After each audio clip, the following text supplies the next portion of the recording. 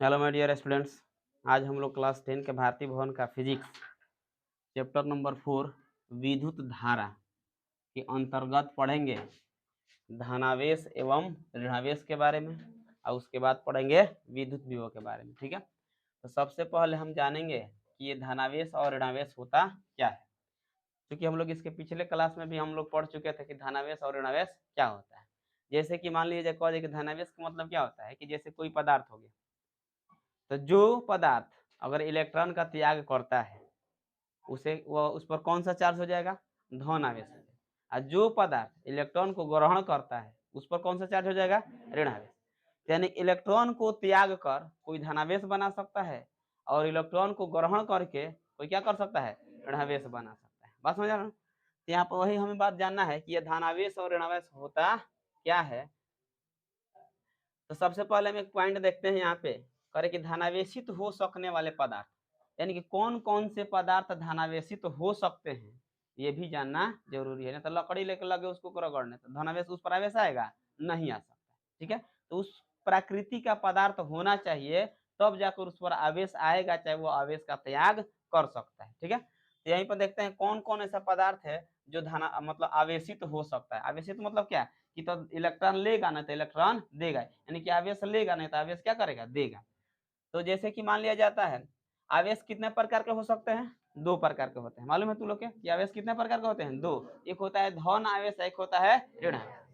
ठीक है, तो जो इलेक्ट्रॉन को ग्रहण करता है उसको धन आवेश, उस पर धन आवेश आ जाता है। जो इलेक्ट्रॉन को त्याग करता है उस पर कौन सा आवेश आ जाता है? ऋण आवेश आ जाता है। तो देख लेते हैं, कांच हो गया, ये भी आवेशित हो सकता है। ठीक है, रेशम का कपड़ा है, ये भी आवेशित हो जाएगा। एबोनाइट का छड़ होता है, ये भी आवेशित हो सकता है। ऊन है, प्लास्टिक है, रबड़ है, मोम है, ला है, यानी कि ये सारे जो पदार्थ यहाँ पर हमको दिखाई दे रहे हैं ये सब क्या हो सकते हैं? आवेशित हो सकते हैं। अब जैसे कि मानिए इसके अगला पॉइंट देखते हैं, कह रहा है कि कुछ पदार्थ इस प्रकार से आवेशित होते हैं जैसा कि रेशम के कपड़े पर रगड़ने पर कांच होता है, तब हम कहते हैं कि ऐसे पदार्थ धनावेशित हो गए हैं, या कह सकते हैं इस पर धन आवेश आ गया है। बस समझ रहा? धन आवेश को यहाँ प्लस जोड़ जिसको हम कहते हैं उसी के द्वारा क्या किया जाता है? दर्शाया जाता है। बात समझे ना? यानी कहने का मतलब ये है कि कुछ पदार्थ इस प्रकार से आवेशित होते हैं जैसे कि क्या, रेशम का कपड़ा हो गया और कांच के छड़ को जब आपस में रगड़ा जाता है, समझा ना? यानी कि रेशम के कपड़ा और कांच को जब आपस में रगड़ा जाता है तो क्या होता है? वहां पर धन आवेश आ जाता है। किस पर धन आवेश आता है? यानी कि रेशम के कपड़े छड़ पर क्या होता है? धन आवेश आ जाता है। तब कहा जाता है कि यहाँ पर जो पदार्थ है वह कैसा हो गया? धनावेशित हो गया। और धनावेशित को हम प्लस से सूचित करते हैं। बस समझे?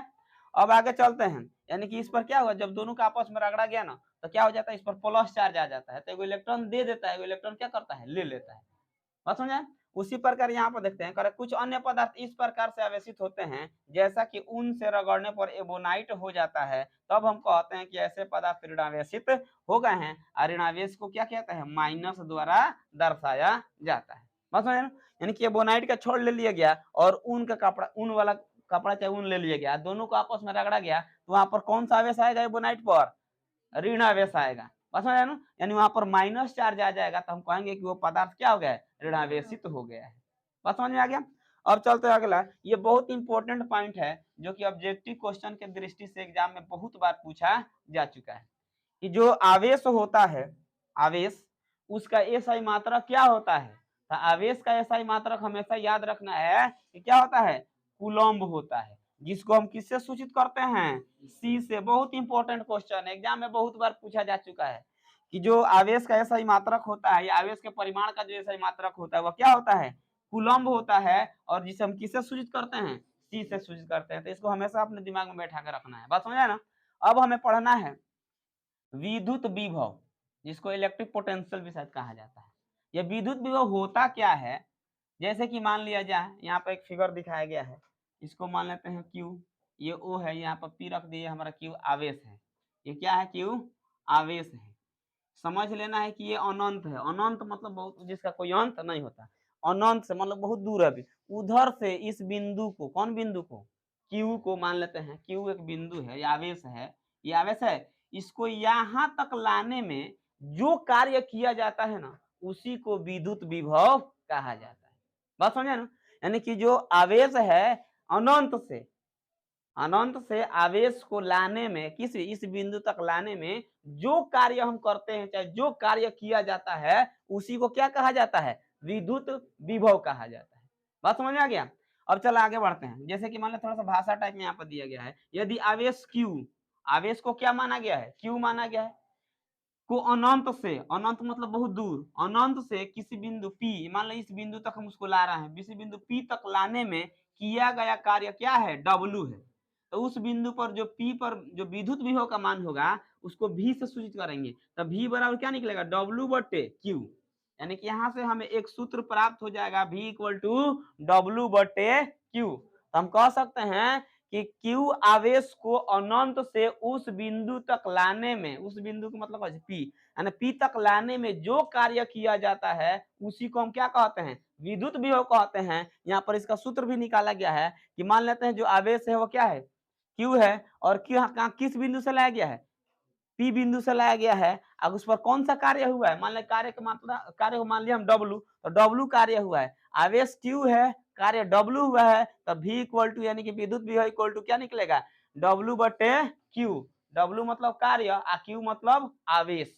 ठीक है, अब देखते हैं इसका मेन जो डिफिनीशन है यही बताना है, चाहे लिखना हो या बताना हो, तो यही बताएंगे क्या कि विद्युत विभव किसे कहते हैं, या जैसे हम समझाएं वैसे भी बताया जा सकता है, वो अपना भाषा में हो जाएगा। अगर पूरा मतलब शुद्ध बोलना है तो ये बोल सकते हैं, जैसे कह दे किसी बिंदु पर विद्युत विभव, मान लीजिए बिंदु हमारा है ना, किसी बिंदु पर विद्युत विभव कार्य का वह परिमाण है, यानी कार्य का ही परिमाण होता है, कार्य का वह परिमाण है जो प्रति एकांक मतलब होता है एक, एकांक बोले, इकाई बोले, उसका मतलब क्या होता है? एक होता है।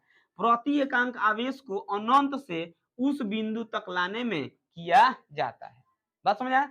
यानी कि किसी बिंदु पर विद्युत विभव कार्य का वह परिमाण है जो प्रति एकांक या इकाई कह सकते हैं आवेश को अनंत से उस बिंदु तक लाने में किया जाता है। बात समझे ना? यानी कि कोई भी मान लेते हैं इस आवेश को हम यहाँ पर लाएंगे तो कुछ कार्य करना पड़ेगा ना। मान लें किसी वस्तु को उठा के कहीं हम ले जाते हैं, चाहे कहीं से कहीं एक जगह दूसरे जगह ले जाना पड़ता है, तो उसमें कुछ कार्य होता है। बात समझे ना? तो वही कह रहा है कि किसी बिंदु पर विद्युत विभव कार्य का वह परिमाण है जो प्रति एकांक आवेश को अनंत से, अनंत यहाँ पे अनंत से इस बिंदु तक लाने में किया जाता है, यही क्या कहलाता है? विद्युत विभव है।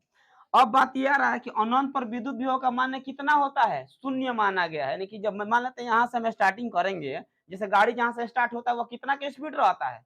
0 के स्पीड रहता है। बात समझ रहे ना? तो वही बात यहाँ पे कह रहा है कि जब आवेश है वह स्टार्टिंग करेगा तो अनंत पर कुछ वैल्यूएबल हो जाएगा? नहीं ना होगा। यानी कि वो उसका वैल्यू वहां पर क्या रहेगा? 0 रहेगा। तो जब वहां पर अनंत पर पूछ दिया जाता है कि अनंत पर विद्युत विभव का मान कितना होता है, तो अनंत पर विद्युत विभव का मान शून्य माना गया है, यानी शून्य होता है। ठीक है, अगला पॉइंट देखिए। मान लेते हैं इस फॉर्मूला के द्वारा, जैसे कह दे आवेश Q को अनंत से बिंदु P तक लाने में कार्य क्या होगा, यानी कि कार्य कैसे निकालेंगे, तो यहाँ सब दिख रहा है ना। तो अगर मानते हैं क्रॉस मल्टीप्लिकेशन करते हैं तो W का मान निकल जाएगा। तो W इक्वल टू क्या निकला? Q into V। यह किससे निकला है? इसी फॉर्मूला से निकला है, W बराबर Q इंटू V। बात समझ में आया?